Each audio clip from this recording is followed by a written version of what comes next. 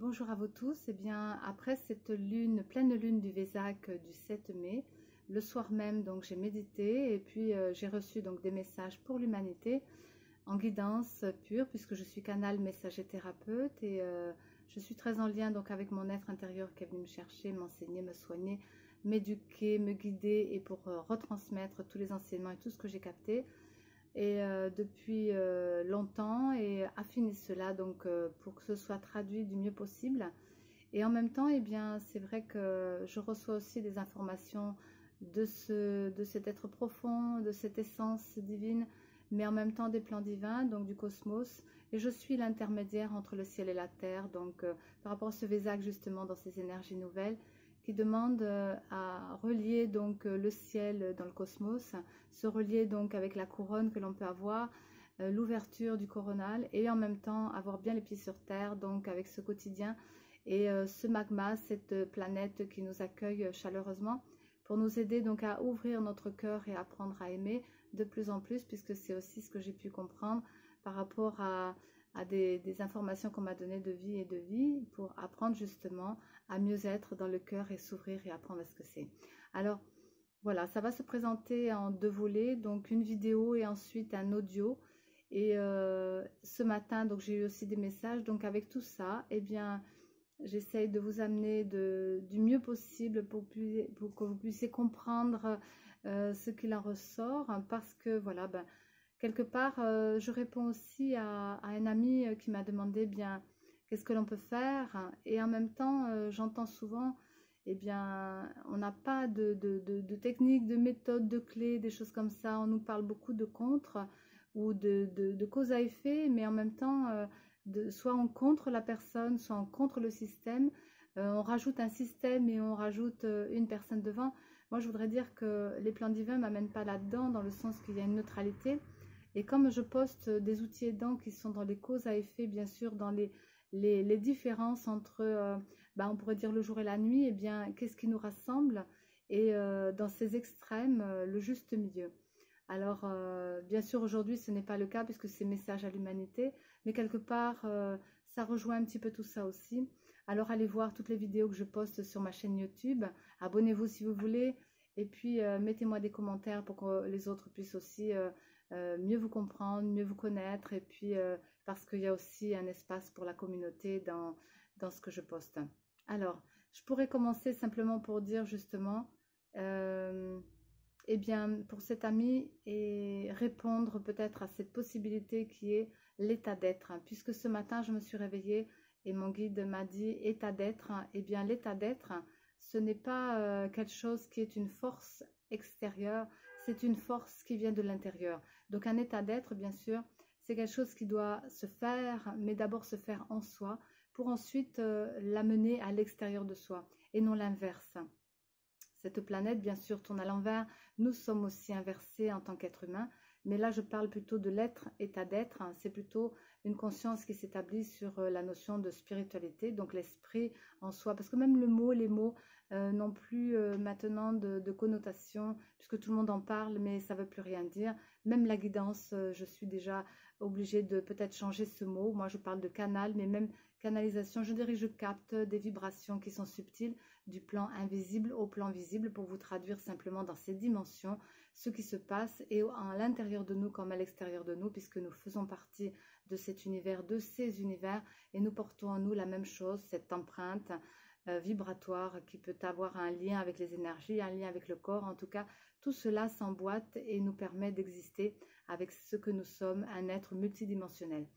Alors, ce que je pourrais vous donner un petit peu au départ, eh bien voilà, nous avons la volonté de faire les choses.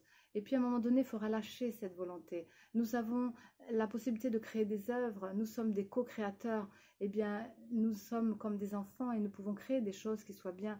Eh bien, peut-être après, les œuvres, on va se détacher de ça parce que ces œuvres-là vont nous empêcher peut-être d'évoluer simplement parce qu'on va être trop attaché à ça, comme attaché aux personnes. Alors, il y a vraiment un travail sur soi à faire dans cette période. Et puis, je l'ai amené d'une certaine façon, comme je le parle souvent, les fameux 4D. Pour moi, c'est un repère pour me permettre de vouloir le restituer. Mais en même temps, c'est pour se rappeler soi-même quelles sont cette notion, quelle est cette notion de 4D. eh bien, c'est tout un travail sur soi que j'ai pu amener depuis plus de 50 ans et qui m'a permis de voir cette fameuse transformation de soi, comment cela vient. Nous avons des ressources à l'intérieur, nous avons des ressources à l'extérieur. Et puis ben, si ensemble on crée des choses dans la simplicité, si ensemble on met quelque chose d'harmonieux, eh bien on va arriver à cette paix que tout le monde cherche, la paix de l'esprit. Mais la paix de l'esprit en soi, c'est peut-être une succession de choses et d'étapes peut-être pour permettre justement d'arriver. Donc après, tout à l'heure, je vous parlerai de la vision que j'ai pu avoir ce matin aussi, puisque à travers l'état d'être qu'on m'a montré, cette force intérieure donc est venue à moi me donner justement toutes les possibilités de comprendre cet état actuel au niveau de ces forces extérieures pour revenir justement à l'intérieur. Alors les 4D, eh bien pour moi c'est vraiment, le premier c'est, comment on pourrait dire, le détachement. Non, le détachement, le dépouillement plutôt. Donc il y a dépouillement, détachement, détermination et dévotion. Voilà, c'est 4D.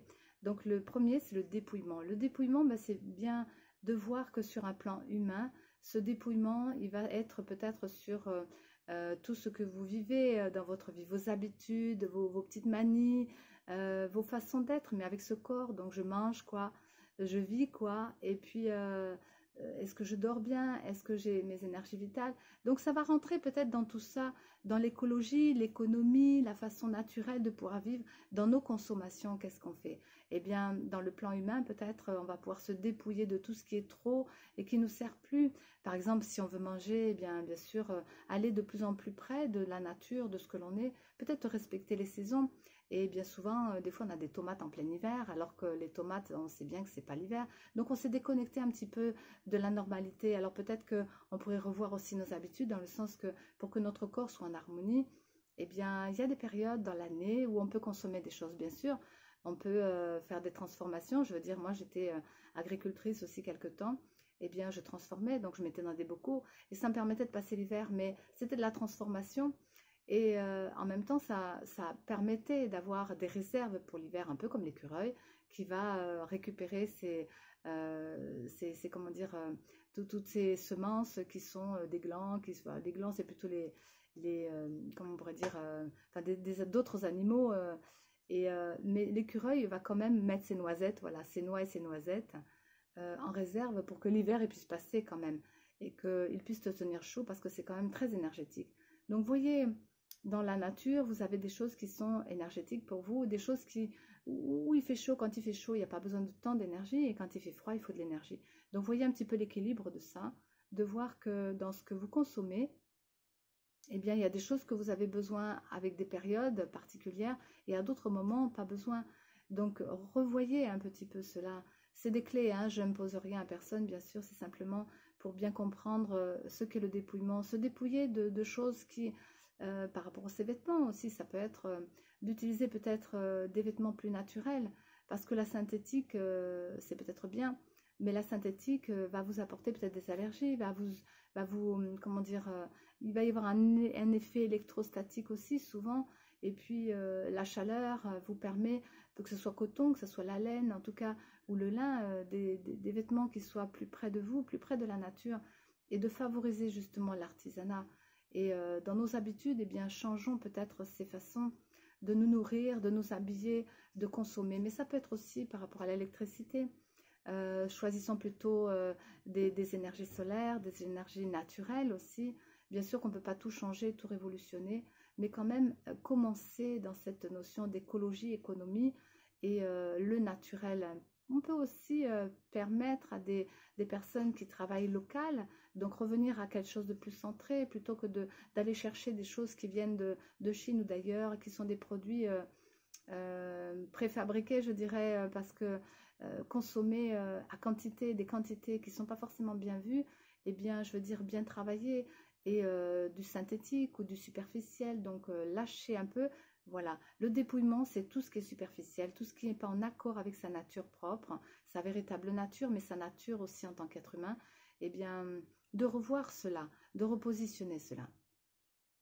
Ensuite, je pense que vous avez compris aussi, peut-être eh bien, respecter le jour, la nuit, eh bien, fonctionner peut-être aussi par rapport au soleil, dans notre pays, là où on est, dans notre ville, Et bien sûr que c'est pas toujours évident, mais respecter cela peut-être aussi. Donc l'électricité, si on l'allume la nuit, eh bien c'est vraiment parce qu'on en a besoin. Mais peut-être éviter la surconsommation et puis peut-être trouver des moyens aussi pour arrêter les chauffages, pour isoler un peu mieux vos maisons. En même temps, peut-être vous habiller un peu mieux. Parce que bien sûr que si vous vous mettez de la laine, moi je suis très en lien justement avec tout ce qui est naturel et j'avoue que je suis une très grande frileuse. Et bien quand je prends de la laine, j'ai très chaud et quand je mets du synthétique, il me faut je sais pas combien de couches avant d'avoir chaud. Et puis peut-être favoriser justement les massages l'hiver, des choses qui vont nous énergétiser, qui vont nous remplir aussi. Donc il y a des fois des épices qui nous aident. Donc allez voir un peu l'ayurvédique, toutes ces choses qui sont en lien avec sucré, salé, amer, pimenté, mais tout ça vient déjà depuis des siècles, voire des millénaires. Et au plus près de soi par rapport à ses organes aussi dans l'année, eh bien, il y a des périodes où le foie il a besoin de décanter, comme maintenant, ben, pour éviter les colères, surchargez pas votre foie. Et puis peut-être vous pouvez aussi utiliser des choses qui vont vous aider à l'épurer, à purifier justement.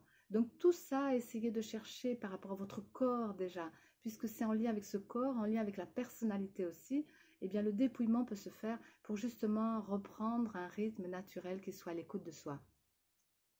Ensuite, pour aller un peu plus loin, donc le deuxième D, ce serait le détachement. Le détachement, là, je dirais, de tout ce qui est, de tout ce qui peut être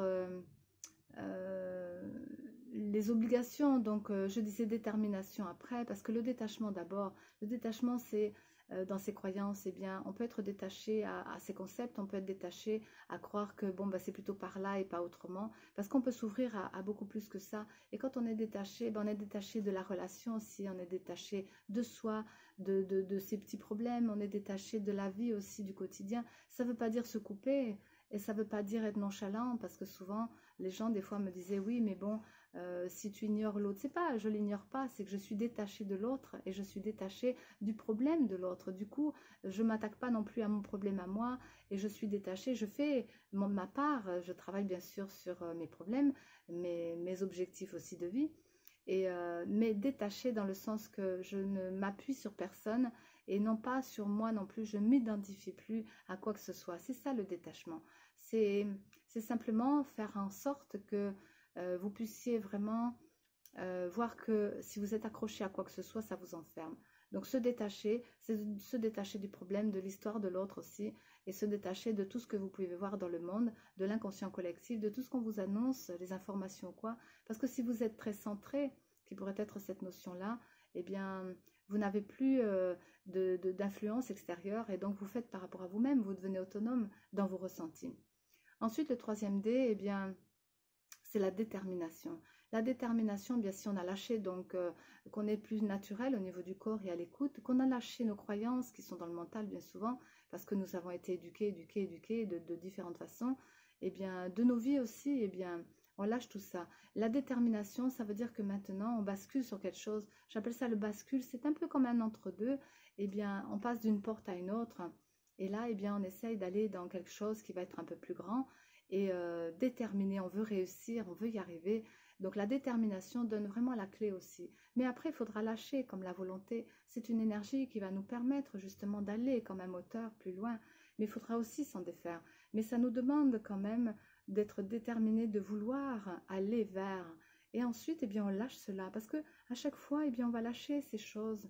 Parce que sinon, on accumule. Alors, on passe des portes, on passe des étapes, on passe des marches, et puis on va lâcher ces marches pour aller encore plus loin. Et ensuite, la dévotion. Alors la dévotion, il n'y a rien du tout de catholique, puisque je ne suis pas du tout branchée dans tout ça, et que moi, j'appartiens à aucun mouvement, puisque c'est ce qu'on me demande d'être, neutre, mais tout en étant déterminée, tout en étant active, tout en étant dynamique, tout en apportant des choses et des possibilités. Je ne parle pas de solution, parce que chacun a en lui sa propre solution, mais plutôt quelques idées, puisque c'est la période aussi, et puis amusez-vous à trouver au fond de vous créativité, et l'enfant qui va se réveiller va pouvoir justement permettre cela. Alors la quatrième partie qui serait la dévotion, eh bien je me suis amusée un peu, le dévouer. C'est pour ça que le dé, c'est un peu, on s'amuse, mais en même temps, si on peut le placer dans l'humanité, eh bien, on est voué à avoir ce dé, c'est-à-dire qu'on est obligé de lancer nos dés parce que la vie nous demande de participer. Mais on pourrait le vivre comme ça. On est dévoué, donc on va participer à la vie et on va être voué à lancer nos dés. Et donc les jeux vont être faits, les cartes vont se mettre là. Mais nous avons le choix de poser nos cartes et de voir dans quelle direction nous voulons aller. C'est pour ça que la dévotion, ça montre aussi une certaine contemplation. Et une contemplation peut-être simplement dans les petites choses. Et j'aime bien dire que dans ces petites choses, eh bien, on respecte tout ça. On a des ressources intérieures, on a un respect, on va vers l'autonomie. Mais la guidance aussi, les guides sont dans une hiérarchie. Mais la hiérarchie n'est pas une mauvaise chose en soi. Si elle est bien placée et qu'elle est neutre, dans le sens qu'elle rassemble à l'unité et qu'elle rassemble vers le collectif. Elle se centre pour pouvoir redonner aux autres. Donc, ce n'est pas une hiérarchie de pouvoir, c'est une hiérarchie d'équilibre, parce que chaque chose a sa place. Comme dans le cycle de la vie, chaque être et chaque règne, je veux dire, a une portée vibratoire. Et donc, il y a bien forcément un rang, un plan de conscience pour chacun et une hiérarchie. Mais ce n'est pas la hiérarchie en elle-même qui est mauvaise, c'est ce que l'on en fait toujours dans l'être humain. Le pouvoir, c'est, je dirais, puissant, mais le pouvoir, quelque part, c'est avoir un pouvoir intérieur, voilà.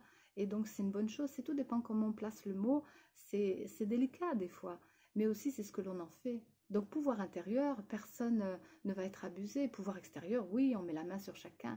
Voyez, donc mettez la main sur vous et voyez à l'intérieur de vous ce que cela fait. Conscientisez plutôt les petites choses, chaque chose. Et dans la nature, eh bien, les petites choses amènent les grandes choses. Et souvent, c'est comme ça. Donc, on parlera de détails et on parlera de synthèse.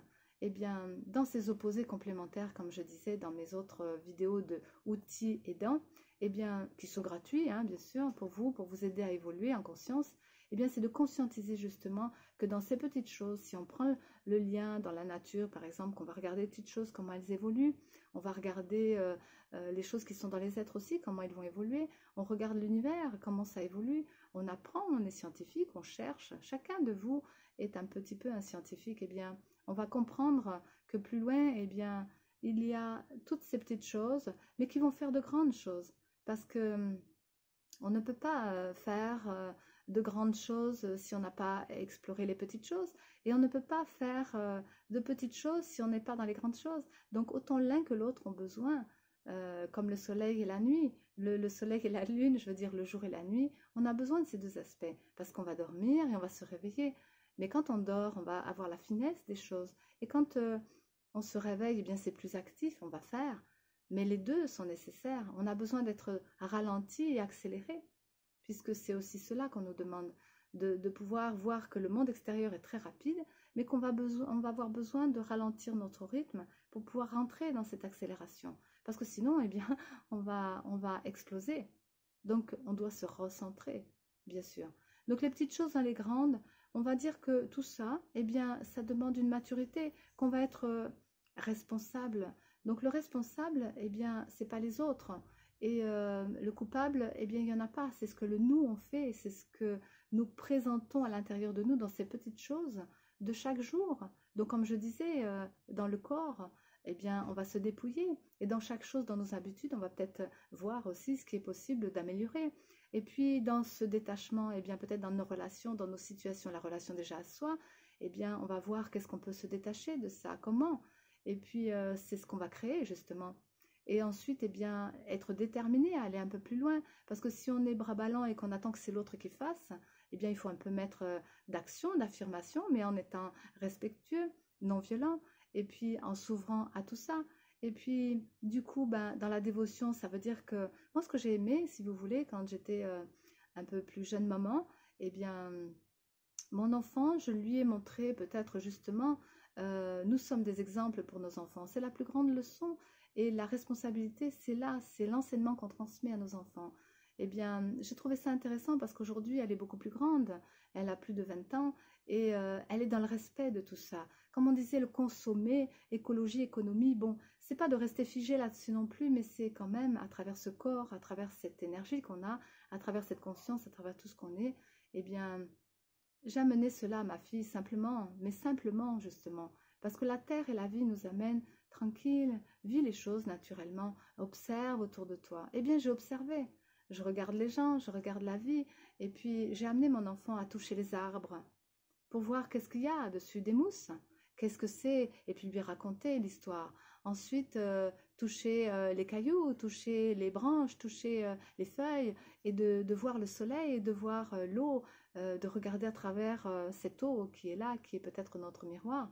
Et puis, de vraiment s'allonger, de regarder le ciel, d'être vraiment très près de la nature. Nous avons déconnecté avec notre nature véritable, notre nature humaine, mais notre nature extérieure. Et les grands enseignements viennent de petites choses de la nature, c'est ça que je veux dire. Mais voyez, si vous éduquez votre enfant à respecter ces petites fourmis, comme j'ai pu faire avec la mienne, eh bien, elle a un respect total de la vie, des êtres, de tous les êtres, de toutes les vies. Et ce n'est pas que l'être humain, parce que ces choses-là, et souvent, elle était écœurée quand elle voyait des autres enfants qui n'avaient pas appris peut-être, ou qui ne savaient pas, et qui écrasaient ces petites bêtes. Chaque être est important. Alors bien sûr, je ne veux pas dire que si vous marchez dessus, oh mon Dieu, vous allez vous mettre sous la terre, mais je veux dire quand même, moi je veux dire, chaque vie est un respect à avoir.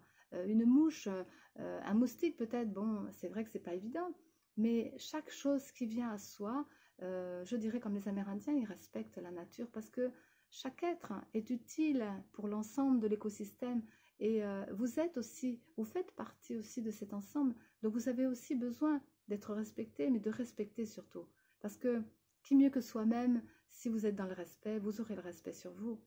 Voilà ce que je voulais dire aussi par rapport à la vie.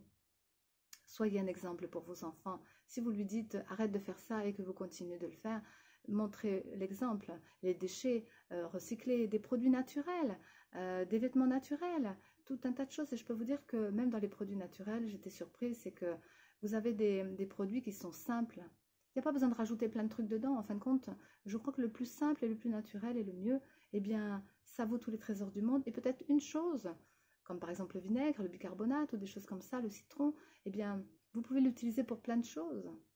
Et ça suffit. Voilà, après vous avez des essences de plantes. Je veux dire, on est parti très loin, on a mis la chimie en place.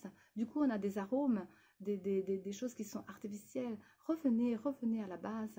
Parce que dans la nature, on a tout ce qu'il faut pour nous soigner. On a tous les remèdes possibles. On a tous les produits qu'il faut aussi. Et de créer justement ces choses. Les savons, je veux dire, tous ces produits, les shampoings, etc. Bon, voilà, je pense que vous avez compris ce que je veux vous dire. Un état d'être, c'est une force intérieure, mais c'est de revenir à sa nature principale. Maintenant, je vais vous parler de ce que j'ai pu côtoyer par rapport à ce message dans, on va dire, une mise en scène, parce que vraiment, la vie est une scène, et nous sommes des personnages, et les autres autour de vous, comme j'appelle ça la périphérie, sont vos personnages. Donc, voyez bien que cela est un reflet, mais c'est des histoires qui sont en vous, et on me l'a montré un petit peu comme un monde virtuel. Il y avait un monde avec différents personnages, bien sûr, qui circulent, un petit peu comme maintenant. Et ce que l'on voit à l'extérieur n'est pas forcément la réalité.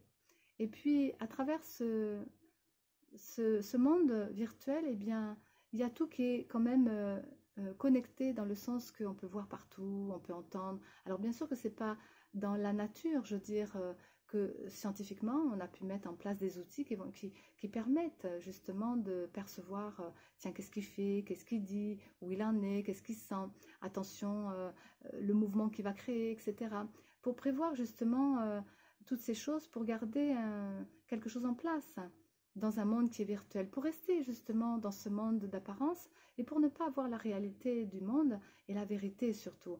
Donc du coup, on a un gardien qui est de ce monde virtuel, comme on a un gardien de la nature et un gardien des êtres humains et un gardien de chaque vie. Mais là, c'est un monde virtuel qui garde. Et donc l'illusion, on va dire ça comme ça.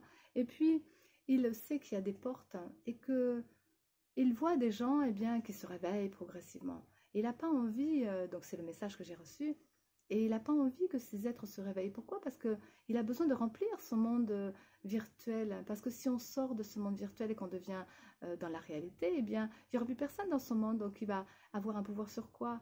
Il ne pourra pas garder ces êtres-là auprès de lui. Et donc, il se révolte quelque part et il fait en sorte de cacher les clés. De faire en sorte qu'on ne puisse pas avoir ces ouvertures, ces portes. Et Du coup, ce monde, eh bien, il a comme des codes et malgré tout, sur d'autres plans, il y a comme cette matrice qu'on pourrait voir dans le film de Matrix, sans faire de pub, hein, mais j'ai trouvé ça intéressant parce que souvent je l'ai vu, et puis ces grands fils comme ça, qui sont avec des chiffres, des lettres, etc. Eh bien, nous sommes aussi séquencés, et puis à un moment donné, on me montrait que quand tu es uni, eh bien, tu es comme ça, c'est-à-dire que tu vas dérouler un peu comme un accordéon, toutes ces phases, tous ces fils, et qui sont de toute façon toutes les parties de toi. Mais dans chaque partie, eh bien, il y a des espaces et encore des espaces. Donc, ça veut dire que ça fait des tranches comme ça. Et puis, on est vraiment à l'intérieur de tout ça. Et puis, on utilise une partie, peut-être une tranche, une autre. Et puis, des fois, on est dans un espace vide parce que c'est une période, voilà, comme je disais, de haut et de bas. Donc, on est dans un cheminement. Mais le cheminement, ce chemin qui est notre vie, eh bien, nous amène à nous rassembler, à nous réunir, de façon à ce qu'il n'y ait plus de séparation et qu'on ne voie plus ces fameuses tranches, mais qu'on voie plus qu'une seule expression, qui va être nous, voilà, hein, comment dire, la prière qui est symbolique, parce que si on rassemble nos doigts, ça nous amène à une énergie complète, et du coup, on rassemble nos énergies au cœur. C'est pour ça que c'est sur le cœur. Bon, c'est peut-être symbolique, mais en tout cas, c'est une vérité. Voilà, les énergies se rassemblent sur le cœur, et c'est cela l'unité.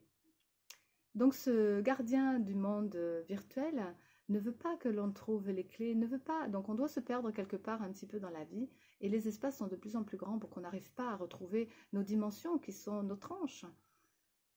Alors qu'est-ce qu'on fait? Eh bien on court, on cherche, mais il y a quand même des êtres qui vont avoir peut-être des clés et puis qui vont se donner l'information. Mais l'information, comme lui, il a connexion un petit peu, vous savez, comme ceux qui font, comme on pourrait dire, la téléphonie. Eh bien, ils ont accès à ces informations justement et ils vont savoir, tiens, là, il y a un groupe qui va vouloir chercher des clés et qui va donner des informations. Alors, eh bien, on va peut-être faire tomber celui qui va avoir les grandes clés et puis on va le faire disparaître. Puis on va dire, ben non, non, vous vous perdez encore, mais celui-là, non, non, il n'avait pas les clés. Et puis, quelque part, il y a des stratégies qui se mettent en place. Vous cherchez quand même et vous vous reliez et vous essayez de comprendre ce qui se passe. Et puis, vous essayez d'avoir un peu plus d'illimité, d'ouvrir les portes et d'aller plus loin parce que justement vous allez faire un travail sur vous et que vous allez mettre en place ces fameux 4D qui vont vous permettre d'avoir plus de conscience, plus de détachement, plus de détermination. Vous allez vous dépouiller et puis vous allez vous permettre d'avoir une dévotion, c'est-à-dire voir les petites choses. Et comme vous êtes chacun à chercher vos clés, chacun à travailler sur vous, eh bien je dirais que vous êtes comme la plage. Une plage pleine de sable, mais tous ces grains de sable font partie de l'humanité. Mais chaque grain de sable, si vous voyez que chaque grain de sable se réveille un peu comme chaque humain, eh bien il va former la plage. Donc comment on va pouvoir faire avec tout cet ensemble de le faire bouger? On va souffler dessus peut-être, mais il y a d'autres sables qui arrivent parce qu'il y a des quantités de sable. Et la plage sera toujours la plage. Donc on ne peut pas, c'est inéluctable, c'est cela. Mais vous avez plus de force intérieure justement à ce moment-là, et moins de force extérieure peut vous prendre et vous asservir ou vous faire descendre ou vous éliminer, parce que vous allez être un petit détail de chaque chose. Et la synthétique, c'est parce que vous allez former la plage. Ce que je veux dire, c'est que chacun de vous est un élément important, chacun de vous est une ressource, et chacun de vous peut permettre. Justement, vous permettez aussi que du coup, eh bien, chacun va créer ce collectif. Et je voudrais terminer là-dessus dans le sens que ce grand être qui va avoir la grande clé, cette clé qui va être magique, qui va ouvrir la grande porte pour le collectif, eh bien, elle va être construite par chaque petite clé qui vont être vous, chaque petit cœur qui va se réveiller, chaque petit grain de sable qui va se former sur cette plage, parce que c'est une plage sacrée qui permet justement à chacun de venir, comme des fois je le vois à l'intérieur de moi, dans mon corps, un espace sacré justement. Parce que dans tous ces espaces, c'est des espaces sacrés, mais qui se relient. Et quand vous tirez, vous savez, comme un fil, pour rejoindre tout, pour que toutes ces pages se rassemblent pour en faire qu'une seule, mais elles sont quand même dedans. Donc vous avez tout en vous, et vous êtes la ressource, et vous êtes la clé qui va permettre justement de créer cette grande clé qui va ouvrir la grande porte du collectif pour se libérer. Donc voyez cela au fond de vous, car chacun porte en lui la ressource. Et du coup, eh bien, vous serez à même de vous ouvrir à toutes les autres portes, qui sont les autres et l'univers, voire les univers. Parce que la clé, ils ne pourront pas la prendre. Elle sera à travers chacun. C'est pourquoi on dit souvent, la clé est en toi. La ressource est en toi. Mais là, c'est-à-dire pas dans le cœur des sentiments, pas dans le cœur de l'affectif qui pose des fois problème par rapport à son passé, à l'enfance, et qui est encore dans les désirs et les plaisirs. Mais c'est pas une mauvaise chose, c'est simplement qu'il est capricieux des fois. Nous sommes des enfants capricieux. Donc si nous voulons maturer, devenir responsables, eh bien allons chercher notre petite clé qui est dans cette essence divine au fond de soi, simplement parce qu'elle a été posée là dans notre cœur divin, et que cette grande clé qui va apparaître au fond de nous, c'est parce que chacun se sera donné la main pour réussir ensemble à la créer. Et alors personne ne peut nous la prendre, parce que déjà on ne peut pas vous prendre la vôtre.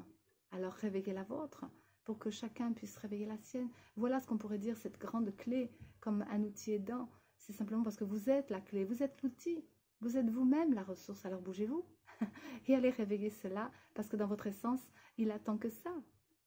Je vous dis à bientôt.